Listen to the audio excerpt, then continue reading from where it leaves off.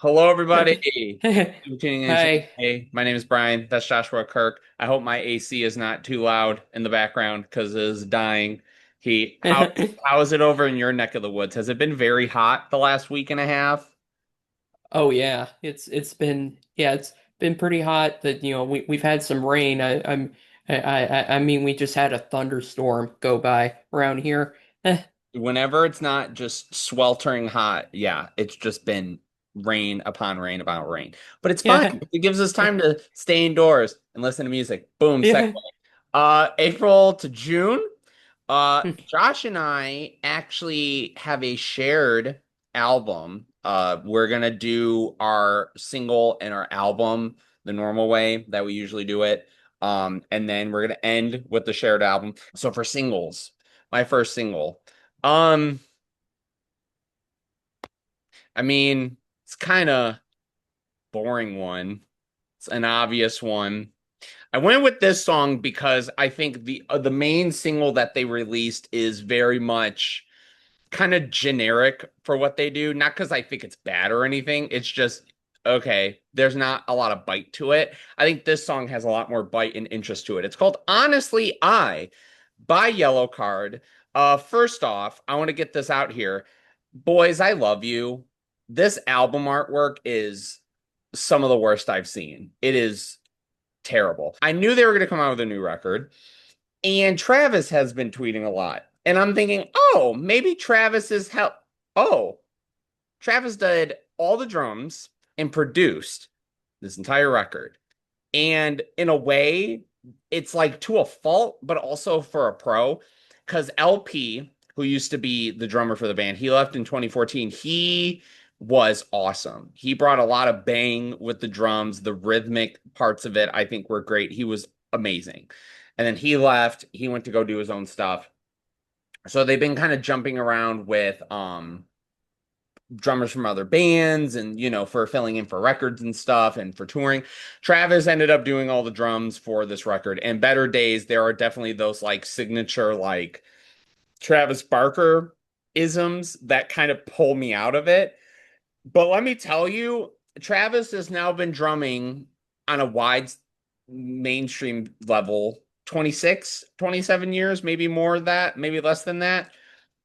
And this is some of the most interesting drum work I think he's done in so long. And it's so cool to see someone that is such a master at their craft put out something where like they're still making unique like sounds and pulling out things. And I think that's going to help a lot with Yellow Card. I think Ryan, again, you can love him or hate him for his lyrics or his delivery. I love them personally. I think the lyrics themselves work well here. I think the way it kind of, like I said, Better Days is very much a Yellow Card song. You like it or don't. It's very basic in that way.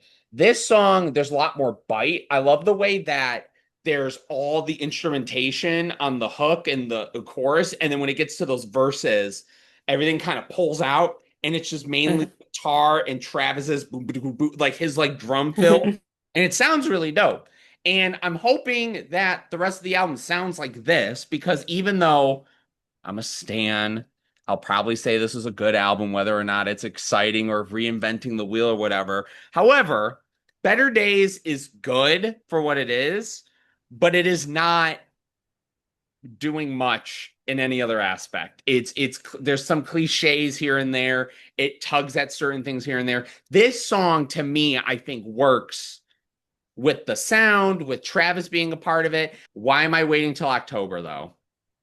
Like this, come on. I need my albums. Why are we gonna roll out an album like 5 months before it comes out? So yeah, my single is from an artist that I know I've brought up a Hmm. handful of times. Kind of very interesting indie singer-songwriter who's coming out with a new record July 18th, and it happens to be his major label debut. It's Alex G with Afterlife. Um so this is the first single that's out from the new record, Headlights, one of two singles that are out from it so far. Yeah, I need to go and listen to the other single some more. But so Alex G has been around for a little while since like I apologize uh to people who know him well if I'm speaking ignorantly. Like he's been around since like early 2010s and has a lot of material under his belt.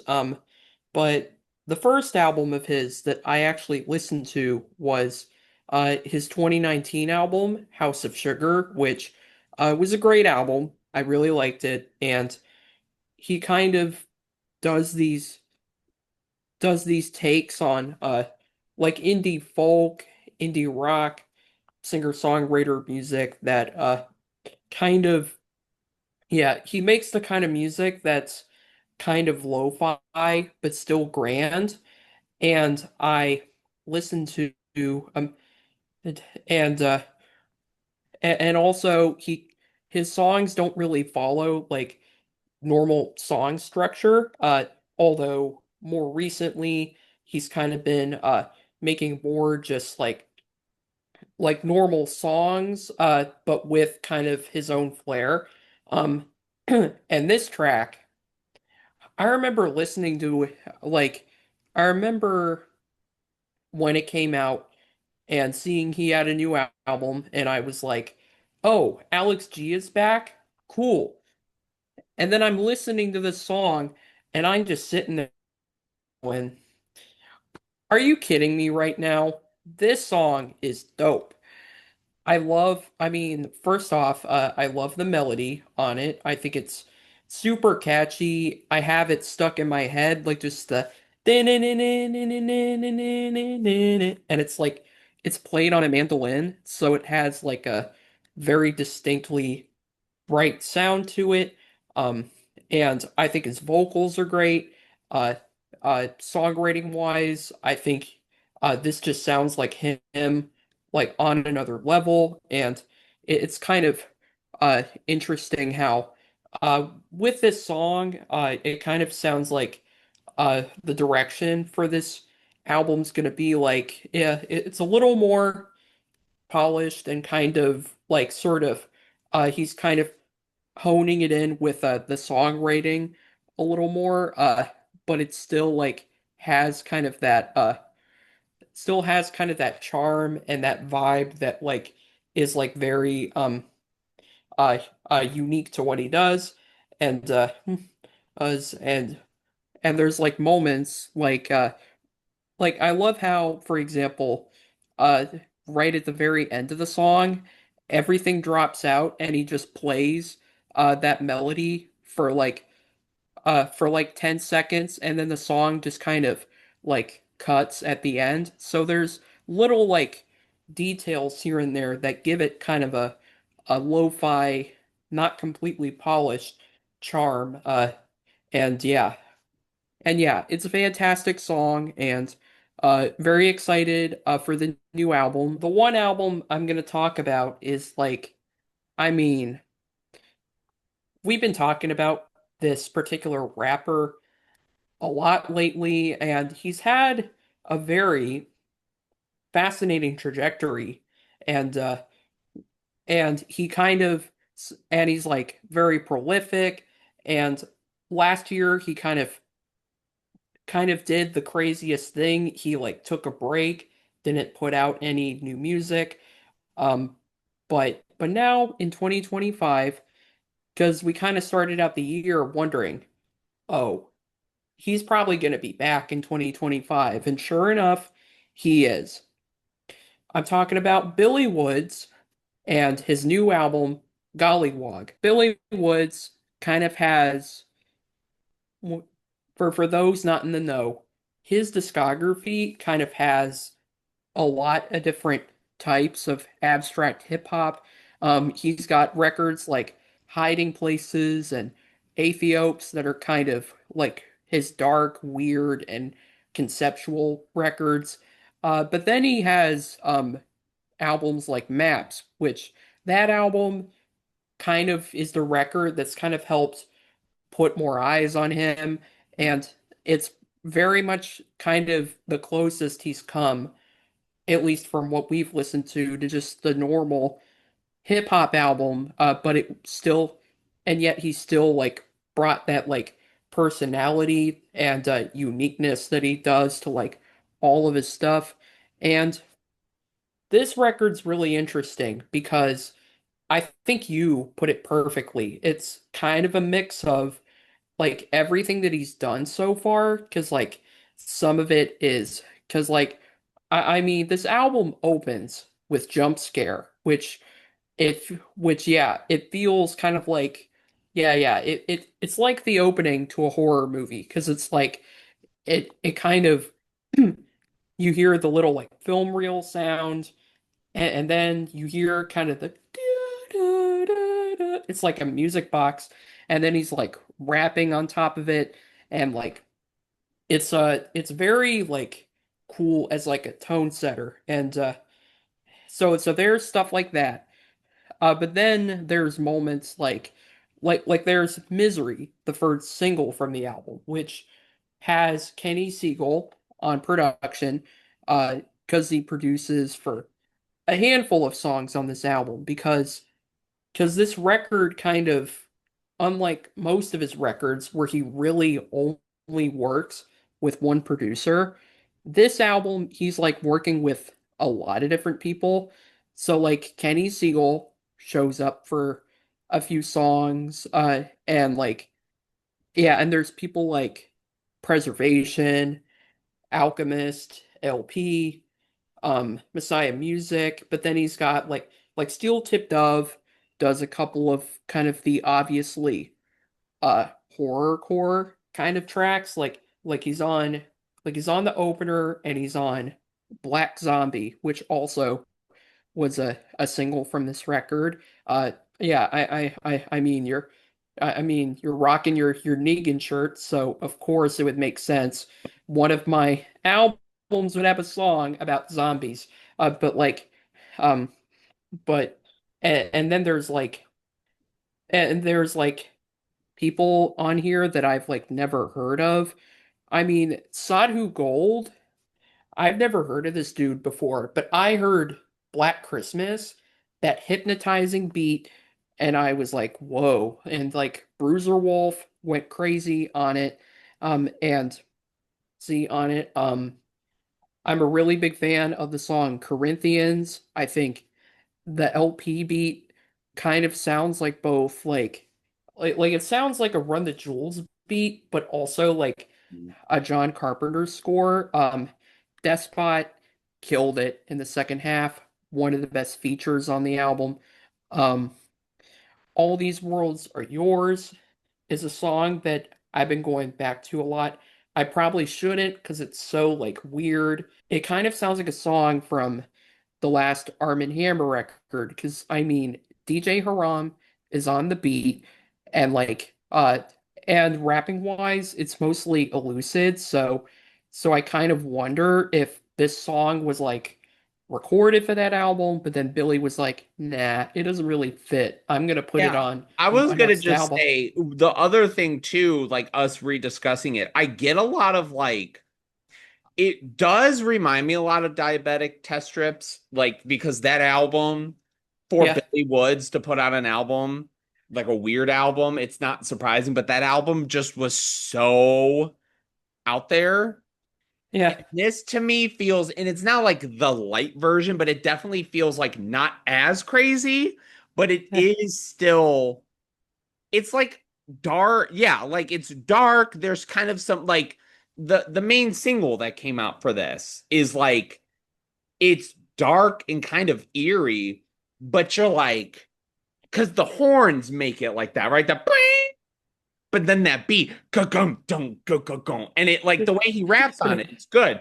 It's like it just has that feeling of it really does have that Diabetic Test Strips feel from the weirdness and the darkness. But then there's kind of like a through line there, and it almost feels like you're kind of grabbing more of what's going on. Whereas Diabetic Test Strips, I think, is great. But there's shit on there that I'm like, oh, I don't what, huh? What is it? So that's a really good point. Because like I yeah. could totally see maybe some of these songs, like you said, like he just left them on the cutting room floor and he's like, I'm gonna hold on to these. And then he revisited them and he's like, you know, they worked Oh here. yeah. So that's a good point. And like the last two songs I think are very interesting too. Like Lead Paint Test is probably my favorite track on the album.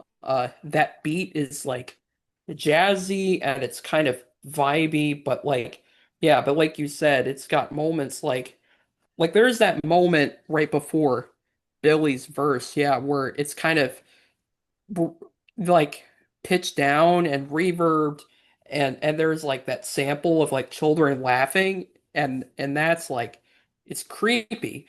Uh and like Elucid killed it, Cavalier killed it.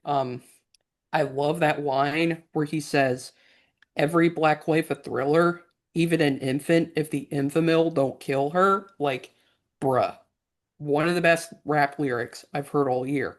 Um, and then Dislocated, I think is a very unique finale for this album because like sonically the song does not have like a meticulously put together beat. Like it's this group, Human Error Club, who again I've never heard of till seeing them on this album, uh, providing this like kind of experimental jazz instrumental that's just like gorgeous and kind of ethereal and like him and Elusive like do their thing on top of it and it just sounds incredible.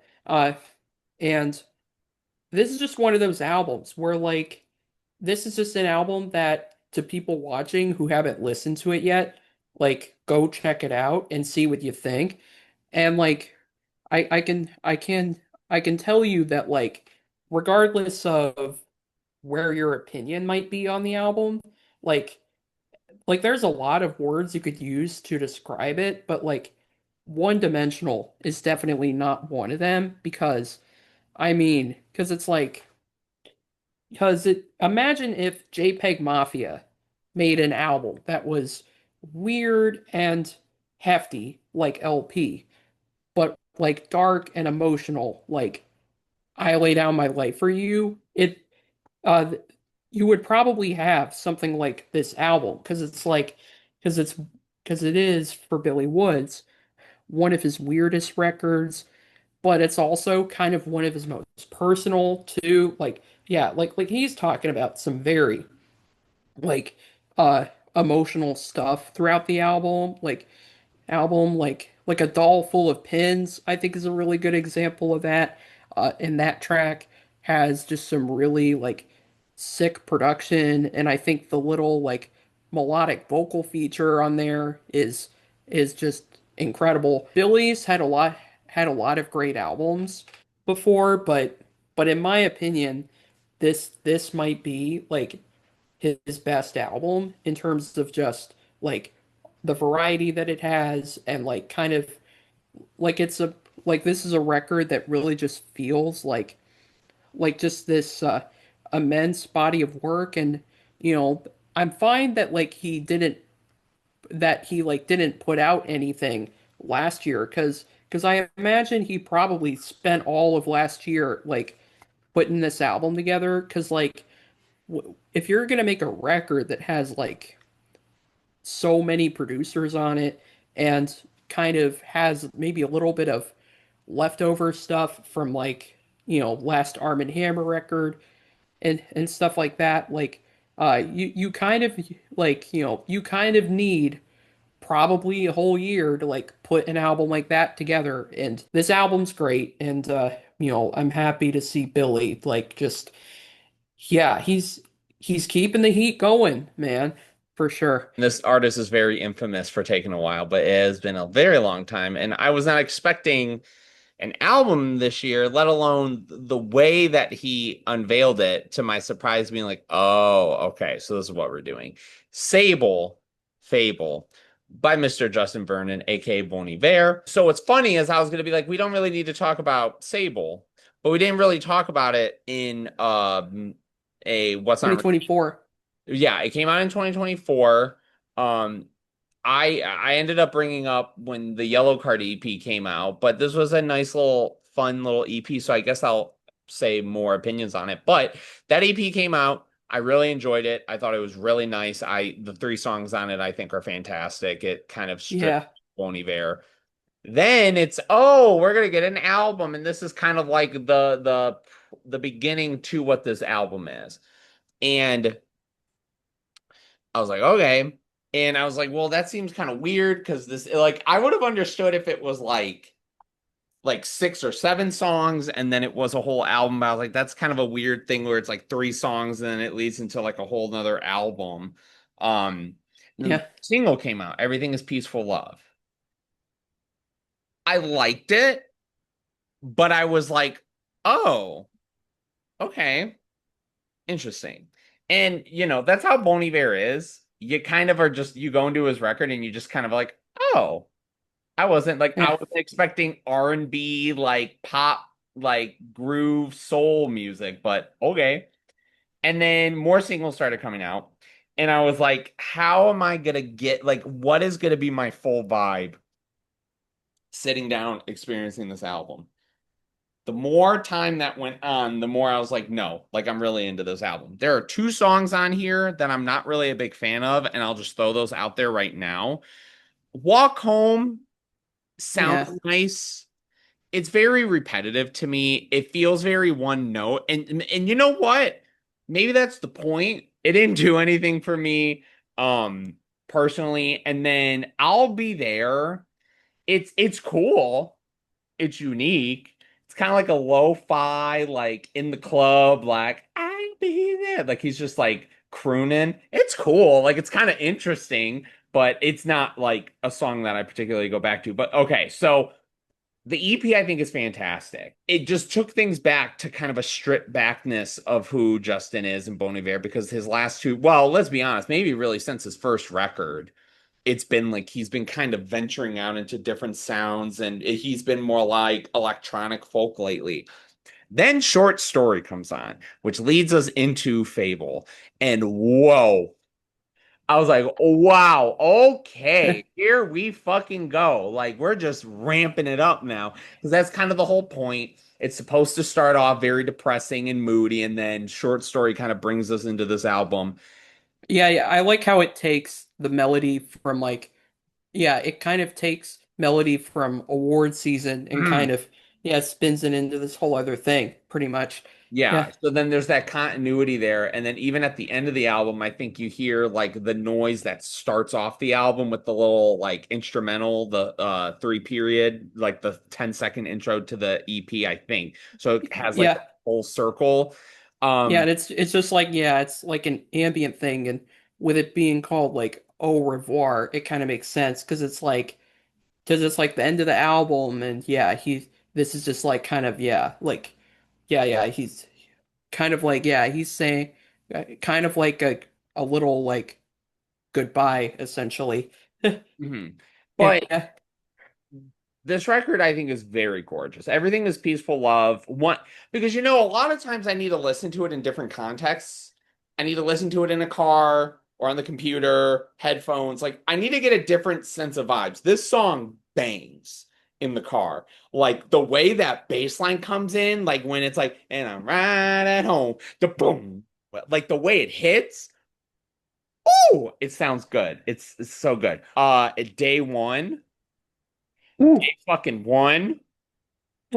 Best song on the album. agreed. This song is a treat. I've heard of Dijon before. I've not heard of Flock of Dimes. So Dijon is an artist that I don't know of them, but I saw the name and I'm like, okay, like I kind of know Yeah, that. yeah, I've listened. I mean, like I kind of know a little more about him. I've listened to like his one album he's done. Yeah, absolutely was his album. Okay. Yeah. Yeah,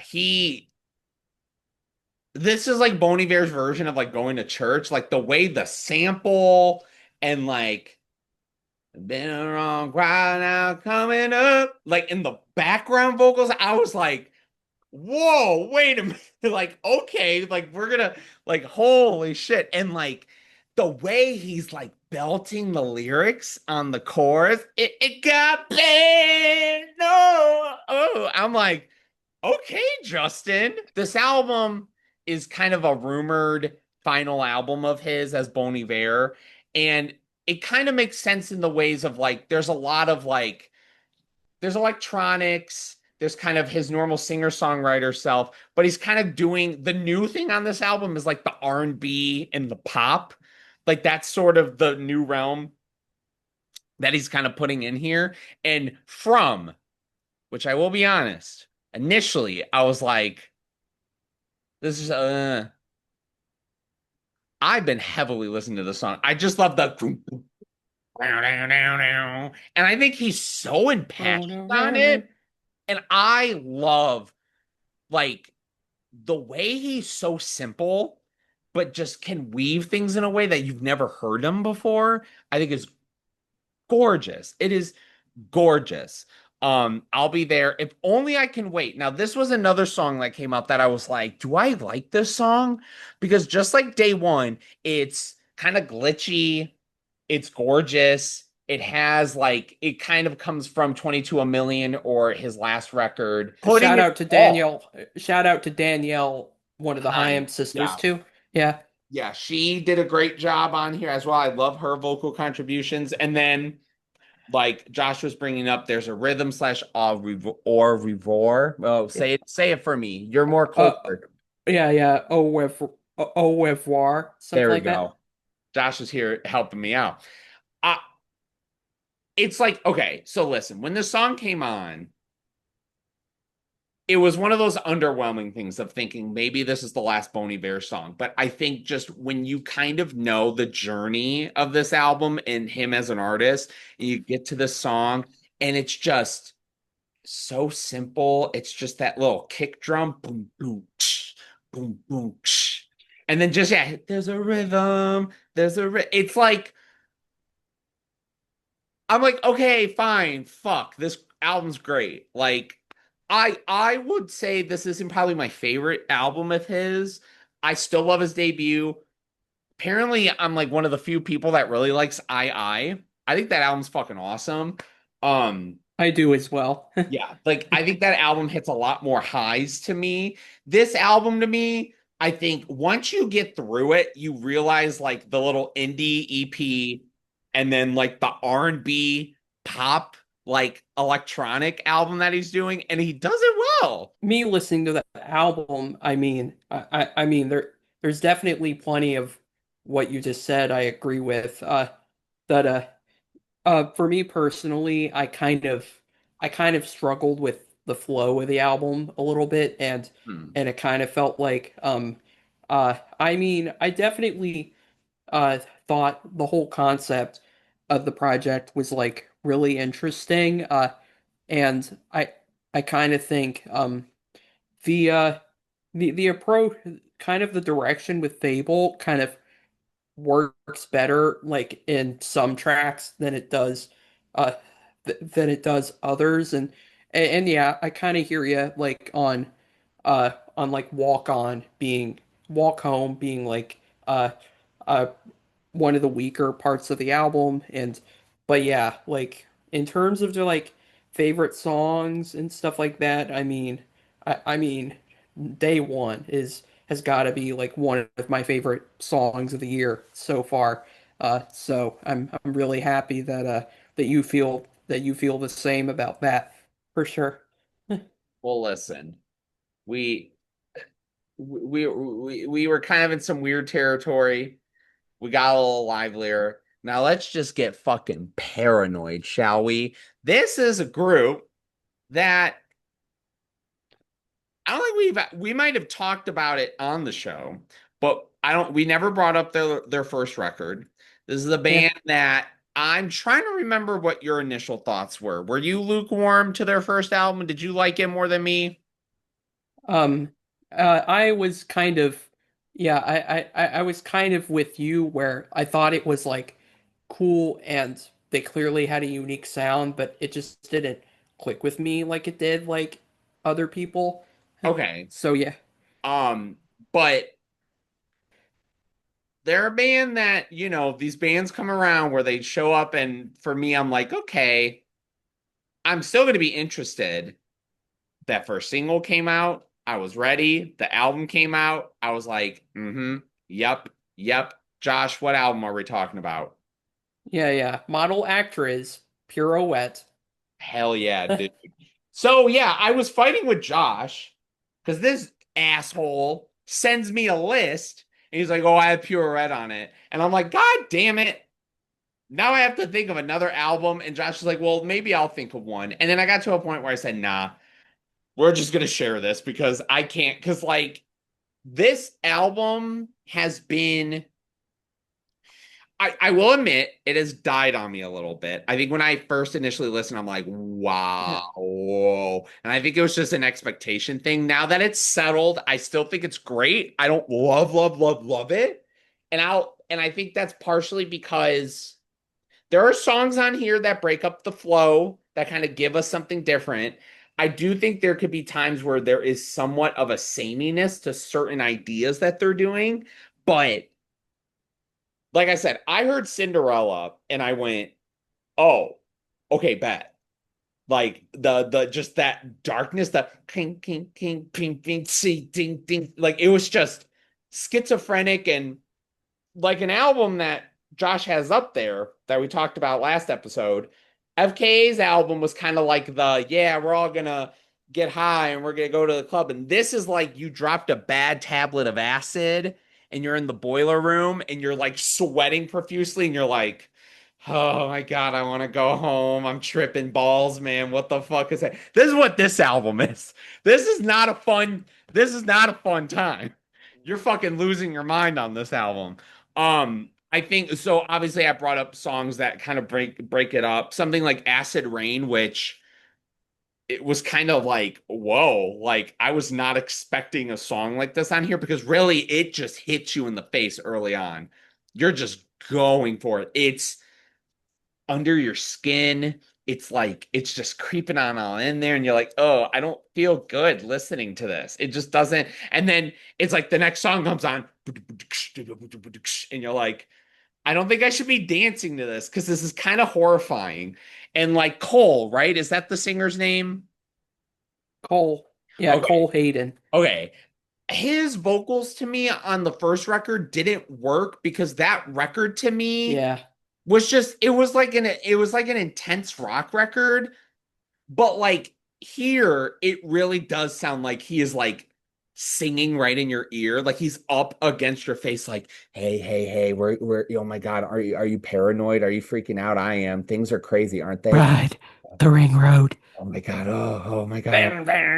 And you're just like, oh my God, what the fuck is going on, man? This is kind of terrifying. But yeah, genuinely, overall, I died on it a little bit because I think the more I listen to it, there's kind of similarity with some of the grooves here and there. I don't think that hinders the album really much for me because Cole and the group do a good job, I think, of adding little touches here and there. It's not like a super long record. It's not like three songs that are 10 minutes long and I'm like, these all sound like the same. Like there, it's like a concise album thankfully, because I don't think you want to listen to this record for a long time because it's kind of like again, it plays with your emotions. You're doing this, and then he's doing this in your ear, and then it's like industrial, and you're just kind of like, I want to go home. This is spooky.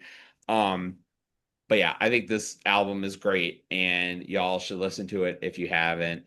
Um, what'd you like about Pirouette? Oh yeah.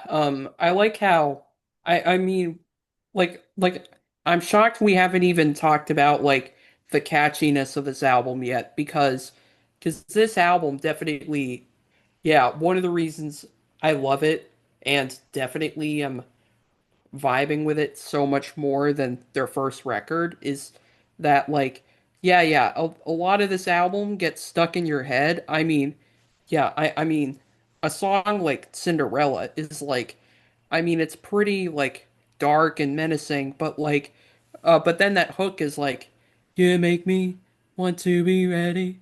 I feel different now than I did before. Like and yeah, he definitely is kind of leaning more into just kind of a melodic vocal and yeah, there's definitely like so much more variety here, and it's not even doesn't even have these like elaborate dense walls of instrumentation. Like it's still like stripped back, um, but like yeah, and I just really love the way that they space out the album between like the aggressive moments and like kind of the lusher ones. I mean, it's and I'm gonna say, yeah, the one track on this album that like really shook me to my core was probably Doves. Like the second to last song, like I think like really up until hearing Lord's new album and the song What Was That? This was probably this was like contender to be like my favorite song of the year because this song is so just like yeah, it's just yeah, it's intense but still really catchy and yeah, that the breakdown is wild. So so it's definitely a good thing that like it's followed by a baton right after, which for the finale of the album, like it is kind of like acid rain, where it kind of lets you where it kind of where it's still dark, but like they actually let you like take a break, especially since like yeah, those like few songs though considering like the few songs before it are like you think the first half is crazy, yeah, second half, yeah, is unhinged.